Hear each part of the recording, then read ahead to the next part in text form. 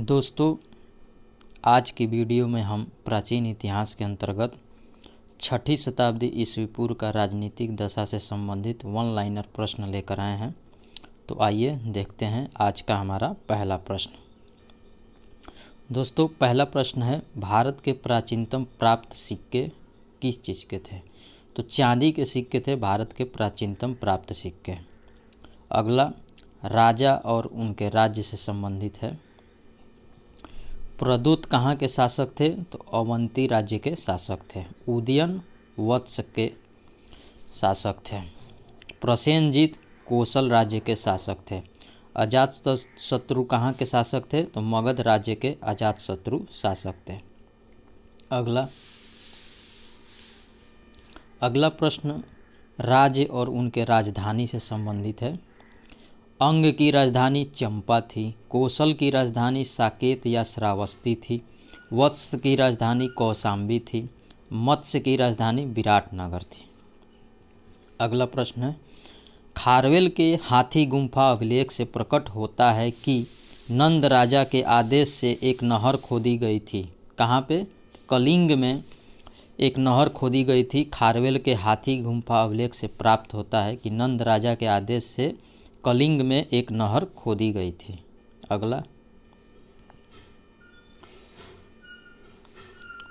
अगला प्रश्न है, उज्जैन का प्राचीन काल में क्या नाम था? तो उज्जैन का प्राचीन काल में अवंतिका नाम था। अगला प्रश्न,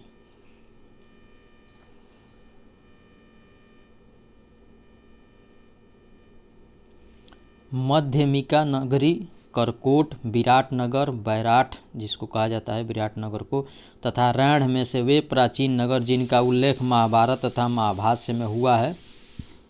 मध्यमिका तथा विराटनगर का नामोल्लेख महाभारत तथा महाभाष्य में हुआ है।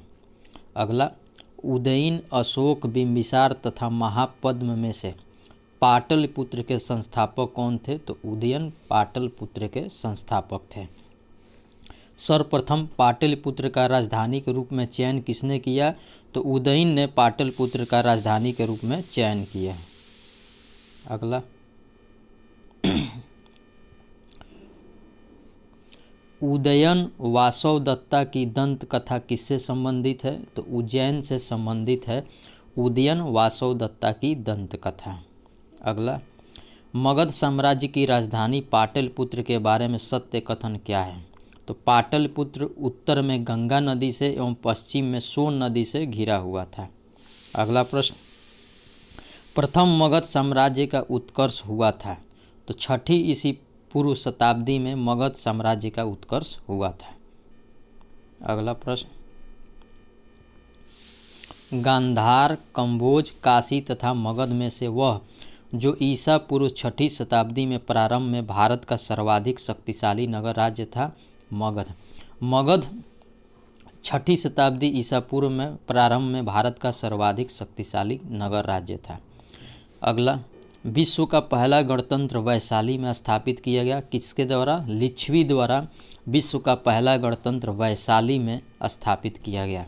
वैशाली कहाँ है? बिहार में। अगला, 16 महाजनपदों की सूची जिन प्राचीन ग्रंथों में मिलती है वे है अंगुत्तर निकाय एवं भगवती सूत्र में 16 महाजनपदों की सूची मिलती है। अगला, पाणिनि के अष्टाध्यायी में जनपदों का उल्लेख मिलता है। तो पाणिनि के अष्टाध्यायी में कितने जनपदों का उल्लेख मिलता है? तो 22 जनपदों का उल्लेख मिलता है।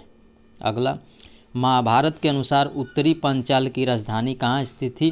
तो अहिच्छत्र में उत्तरी पांचाल की राजधानी स्थित थी।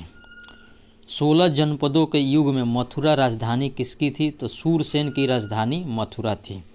चंपा राजधानी किसकी थी? तो अंग की राजधानी चंपा थी।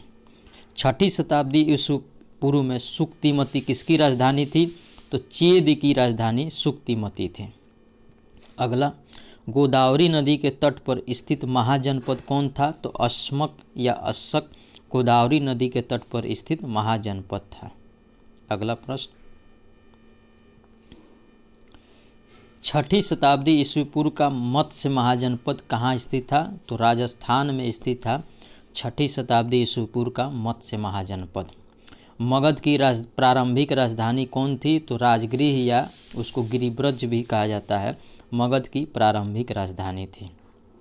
अगला प्रश्न, गिरिव्रज, राजगृह, पाटलिपुत्र तथा कौशाम्बी में से वह जो मगध साम्राज्य की राजधानी नहीं रहा है। तो कौशाम्बी मगध का राजधानी नहीं रहा है, जबकि गिरिव्रज, राजगृह, पाटलिपुत्र मगध का राजधानी रहा है। प्राचीन श्रावस्ती नगर विन्यास है अर्धचंद्राकार, प्राचीन श्रावस्ती नगर का विन्यास है। अगला,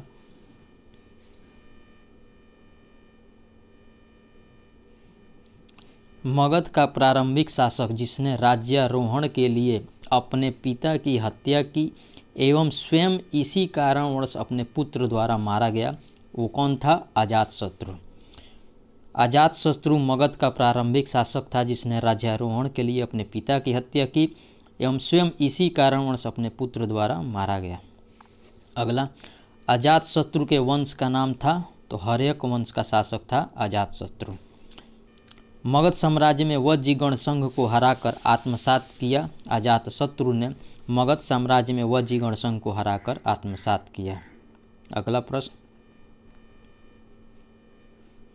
मालवा क्षेत्र पर मगध की सत्ता का विस्तार हुआ था। शिशुनाग के शासनकाल में मालवा क्षेत्र पर मगध की सत्ता का विस्तार हुआ।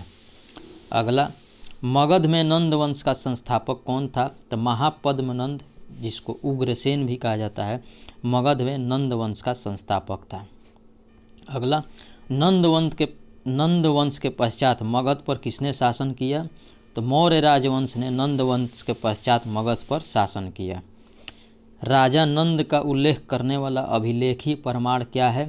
तो खारवेल का हाथी गुम्फा अभिलेख राजा नंद का उल्लेख करने वाला अभिलेखी प्रमाण है। अगला प्रश्न, मगध पर शासन करने वाले राजवंशों का कालक्रम क्या है? तो आइए देखते हैं। हर्यक वंश, उसके बाद शिशुनाग वंश, उसके बाद नंद वंश, उसके बाद मौर्य वंश, उसके बाद शुंग वंश। मगध पर शासन करने वाले राजवंशों का कालक्रम है, सबसे पहले हर्यक वंश, शिशुनाग वंश, नंद वंश, मौर्य वंश, शुंग वंश। अगला, मगध का सम्राट जो अपरशुराम के नाम से जाना जाता है, तो अपरशुराम के नाम से मगध का सम्राट महापद्मनंद को जाना जाता है। अगला, बौद्ध धर्म के उदय का कारण था। तो बौद्ध धर्म के उदय का कारण क्या था? विश्व के सभी भागों में ईसा पूर्व 6ठी शताब्दी एक महान धार्मिक उथल पुथल का काल था। इस समय वैदिक धर्म बहुत जटिल हो चुका था। अगला,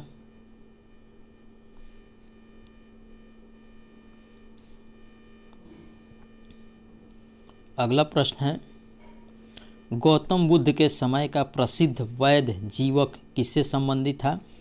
बिंबिसार के दरबार से संबंधित था। गौतम बुद्ध के समय का प्रसिद्ध वैद्य जीवक बिंबिसार के दरबार से संबंधित था। कालपी नगर जिस नदी के तट पर स्थित है वह कौन है? यमुना। यमुना कालपी नगर यमुना नदी के तट पर स्थित है। अब आइए देखते हैं उत्तर प्रदेश के प्राचीन जनपद और उनकी राजधानी। तो कुरु की राजधानी इंद्रप्रस्थ है, पांचाल की अहिछत्र, कोसल की साकेत, वत्स की कौशाम्बी। अगला, सही सुमेलन। महाजनपद और उनके राजधानी से संबंधित प्रश्न है। मत्स्य की राजधानी विराटनगर, शूरसेन की मथुरा, अस्मक का पोतन थी। अगला, वर्तमान उत्तर प्रदेश में भारत के प्राचीनतम 16 महाजनपद में से कुल महाजनपद स्थित थे, तो 8 महाजनपद स्थित थे उत्तर प्रदेश में। अगला प्रश्न है और इस वीडियो का आखिरी प्रश्न है, प्राचीन भारत की श्रेणी व्यवस्था के बारे में सत्य कथन क्या है? प्राचीन भारत की श्रेणी व्यवस्था के बारे में सत्य कथन, श्रेणी व्यापारियों और कारीगरों का संगठन थी। उत्पादित वस्तुओं की गुणवत्ता और कीमत संबंधित श्रेणी द्वारा निर्धारित की जाती थी। श्रेणी अपने सदस्यों के आचरण पर भी नियंत्रण रखा करती थी। उत्तर भारत के साथ साथ दक्षिण भारत में भी श्रेणियों के प्रचलन का उल्लेख मिलता है। एक बार और रिवाइज करते हैं। प्राचीन भारत की श्रेणी व्यवस्था के बारे में सत्य कथन है, श्रेणी व्यापारियों और कारीगरों का संगठन थी। उत्पादित वस्तुओं की गुणवत्ता और कीमत संबंधित श्रेणी द्वारा निर्धारित की जाती थी। श्रेणी अपने सदस्यों के आचरण पर भी नियंत्रण रखा करती थी। उत्तर भारत के साथ साथ दक्षिण भारत में भी श्रेणियों के प्रचलन का उल्लेख मिलता है। तो आज के वीडियो में दोस्तों इतना ही। अगले वीडियो में हम यूनानी आक्रमण से संबंधित प्रश्नों को लेकर आएंगे। वीडियो कैसा लगा आप हमारे कमेंट बॉक्स में ज़रूर बताइएगा। वीडियो को लाइक करें, शेयर करें और हमारे चैनल को सब्सक्राइब करें। धन्यवाद। जय हिंद, नमस्कार।